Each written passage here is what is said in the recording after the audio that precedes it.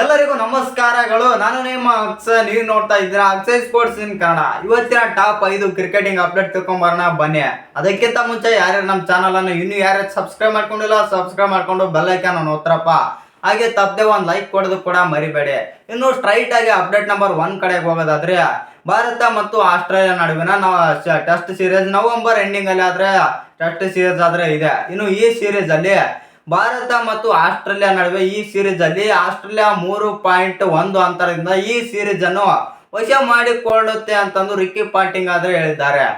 Ricky Ponting ತಮ್ಮ statement ಆದ್ರೆ ಕೊಟ್ಟಿದ್ದಾರೆ. ಭಾರತ ಮತ್ತು ಆಸ್ಟ್ರೇಲಿಯಾ ನಡುವಿನ ಈ ಟೆಸ್ಟ್ ಸೀರೀಸ್ ಅಲ್ಲಿ ಆಸ್ಟ್ರೇಲಿಯಾ ತಂಡ ಆದ್ರೆ 3.1 ಅಂತರದಿಂದ ಈ ಸೀರೀಸ್ ಅನ್ನು ವಶಪಡಿಸಿಕೊಳ್ಳುತ್ತೆ ಅಂತ ಆದ್ರೆ ಸ್ಟೇಟ್ಮೆಂಟ್ ಆದ್ರೆ ಕೊಟ್ಟಿದ್ದಾರೆ.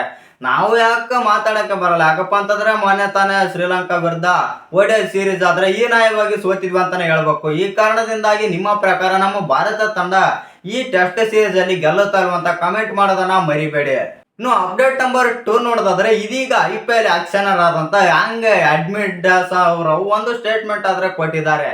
ಏನಪ್ಪಾ ಅಂತಂದ್ರೆ, ವಿರಾಟ್ ಕೊಹ್ಲಿ ಏನಾದ್ರು IPL ಮೆಗಾ ಆಕ್ಷನ್ ಆದ್ರೆ ರಿಲೀಸ್ ಆದ್ರೆ ವಿರಾಟ್ ಕೊಹ್ಲಿ ಅವರು 30 ಕೋಟಿ ಗಂಟನು ಹೋಗ್ತಾರೆ ಅಂತಂದು IPL ಆಕ್ಷನ್ ಅಂತ ಯಾಂಗ್ ಅಡ್ಮಿಟ್ ದಾಸ್ ಅವರು ಹೇಳಿದ್ದಾರೆ. ವಿರಾಟ್ ಕೊಹ್ಲಿನ RCB ಇಂದ ಬಿಟ್ಕೊಡೋದೇ ಇಲ್ಲ. ಇವರು ಏನ್ ಹೇಳಿದಾರಪ್ಪ ಅಂತಂದ್ರೆ, ವಿರಾಟ್ ಕೊಹ್ಲಿ ಏನಾದ್ರು ಒಂದ್ ವೇಳೆ ಬಿಡೋದಿಲ್ಲ ಅಂತ ಎಲ್ಲರಿಗೂ ಗೊತ್ತೇ ಇದೆ. ತಮ್ಮ ಹೇಳಿಕೆ ಹೇಳಿದ್ದಾರೆ. ಯಾಕಪ್ಪ ಅಂತಂದ್ರೆ, ನಂದೊಂದು ಇರಲ್ಲ ಅಂತಂದು IPL ಆಕ್ಷನ್ ಆದಂತ ಹ್ಯಾಂಗ್ ಅಡ್ಮಿಟ್ ದಾಸ್ ಅವರು ಒಂದು ಸ್ಟೇಟ್ಮೆಂಟ್ ಆದ್ರೆ ಕೊಟ್ಟಿದ್ದಾರೆ.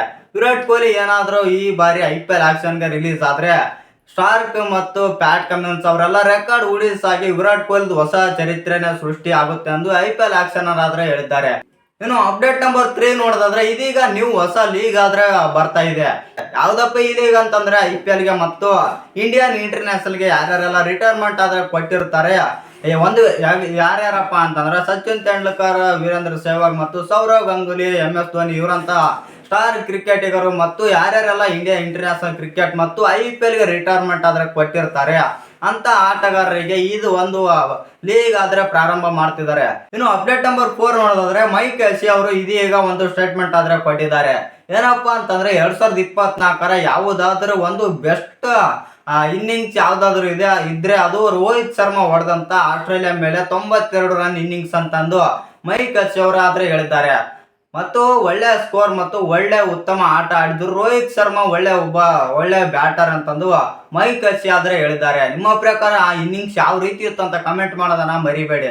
ಇನ್ನು ಅಪ್ಡೇಟ್ ನಂಬರ್ 5 ನೋಡೋದಾದ್ರೆ, ಇದೀಗ ಹರ್ಭಜನ್ ಸಿಂಗ್ ಅವರು ನಮ್ಮ ವಿರಾಟ್ ಕೊಹ್ಲಿಯ ಬಗ್ಗೆ ಒಂದು ಸ್ಟೇಟ್ಮೆಂಟ್ ಆದ್ರೆ ಕೊಟ್ಟಿದ್ದಾರೆ.